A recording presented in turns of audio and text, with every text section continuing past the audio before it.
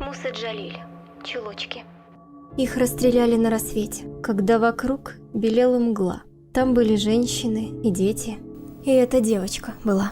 Сперва велели всем раздеться, потом ко рву всем стать спиной. Но вдруг раздался голос детский. Наивный, тихий и живой. Чулочки тоже снять мне, дядя? Не упрекая, не грозя.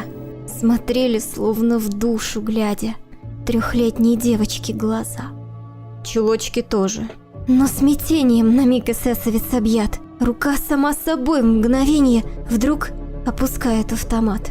Он словно скован взглядом синим. Проснулась в ужасе душа. Нет, он застрелить ее не сможет, но дал он очередь спеша. Упала девочка в чулочках. Снять не успела, не смогла. Солдат, солдат, что если б дочка твоя вот так же здесь легла? И это маленькое сердце пробито пулею твоей. Ты человек, не просто немец, но ты ведь зверь среди людей. Шагала эсэсовец угрюмо к заре, не поднимая глаз.